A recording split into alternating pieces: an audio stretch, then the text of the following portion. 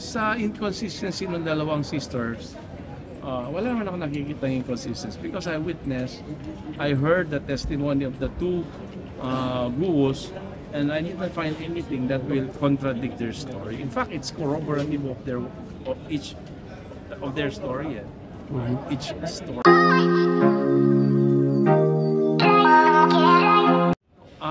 Sa inconsistency ng dalawang sisters, wala naman ako nakikita ng inconsistency because I heard the testimony of the two gurus, and I did not find anything that will contradict their story. In fact, it's corroborative of each of their story, each story. So nagmamatch po? Nagmamatch, wala. Pero alam mo kasi, under our legal jurisprudence, minor inconsistencies cannot be prevented. So minor inconsistencies kasi even considered as the hallmark of truth kasi nga hindi mo gawa-gawa, so sometimes you forget about the details, but then the general truth is it's there, it's compatible in all aspects. That's the reason kaya siguro nag-incriminate na lang siya para kahit paano hindi karoon ng medyo maliit na inconsistency. No, ang self-incrimination kasi, we have to clarify that. She is a resource person, di ba? And my advice is for her to tell the truth. I am always consistent on that advice. And she really wants to tell the truth. And the problem is, the dilemma is, she is now facing string of cases. So I hope you understand that no person in his sane mind will testify against himself, against him or herself. Sino ang tao na magsasalita para idiin yung sarili niya? You have to understand that, di ba? Kung siguro wala siyang criminal cases, wala tayong problema about the proceedings in the Senate. Okay. So for the camera sake, reacts na lang po dun sa sinabi ni Sen. Tolentino about yung jurisdiction. Kanina po dun. Sa jurisdiction din. Jurisdiction, criminal cases will always take precedence over any legislative inquiry. Although I agree that executive, judiciary, and legislative are co-equal, no? Pero with respect to the custody of criminal cases, courts will always have priority over any legislative inquiry. Attorney, yung custody di ba mapupunta sa Senate pag nag-bail po siya? May plano ba siyang mag-bail? May plano siyang mag-bail. Siyempre, paano siya makakalaya kung di siya mag-bail? No? But, we have to synchronize that. Kasi right now, the necessity of posting bail is not so urgent. Kasi nga, she will still remain in jail. So, bakit ka pa mag-bail, di ba? Unlike kung matapos na yung warrant niya sa Senate, yung kanyang detention, then sabay na lang yun. Madali naman mag-bail eh. Attorney, binabanggit ni Mayor kanina wala daw siyang katulong na Pilipino, mga public officials sa pag-alis niya sa Pilipinas. Ganun ba talaga ang senaryo nung umalis siya dito sa Pilipinas? Wala talaga siyang kasama. Sinabi naman niya, di ba? And I can vouch for that. Yun na sinabi niya sa Senate. Wala talaga. Kung ano yung sinabi niya, yun.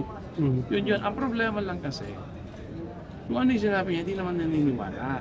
Yan ang problema, di ba? So siguro the better thing to do, kung hindi ako naniniwala sa sinasabi mo, sa court kasi hindi mo sasabihin nagsisinungaling ka. Ang sasabihin mo, okay, yan ang sinabi mo, you stick to that, but I will present my evidence. Ako, nagkiklaim ako na mali yung sinasabi mo, I have to present my evidence to show na ikaw, yung sinasabi mo, hindi totoo. Pero huwag mo sabihin, hindi ako naniniwala sa'yo, nagsisinungaling ka. Hindi dapat ganun yun, di ba? Kasi paano kung yun talaga yung sinasabi niya, di ba? You prove your case, not on the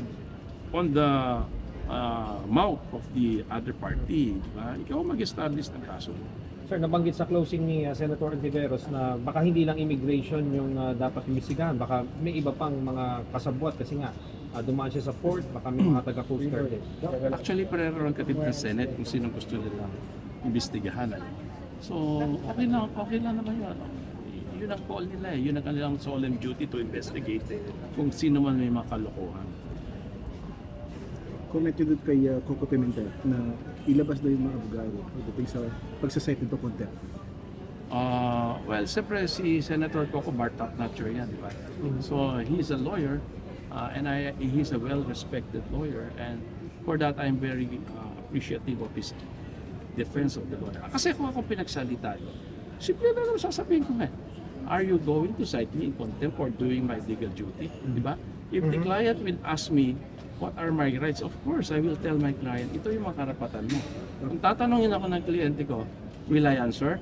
Of course, ang sasabihin ko sa kanya, depende sa iyo. Kung gusto mong sumagot. Kasi ikaw, you alone has the right to waive or not to waive your right. I cannot teach you what to say. I cannot tell you what to say. What I can only tell to you is, these are your rights under the law. Diba? So, am I going to be cited in contempt for doing my job? That will be a very dangerous procedure. But fortunately, I was not even asked to explain. It was the good Senator Coco Pimentel who took the cudgel for the lawyers, and that's a very appreciated gesture on the part of a brother lawyer. Pero attorney, anong next move nyo? Kasi yun nga, sabi ng gusto nila mapunta custody dito. Well, wala kayong problema. Kung ano gusto nila, basta it will be in accordance with the procedure, may problema doon, di ba? Advantageous ba na dito siya o nasa doon siya sa Krame? Well, lahat naman.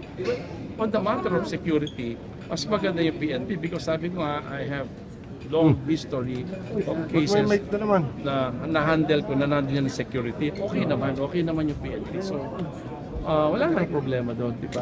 Hindi ko naman binibilitan yung interest ito.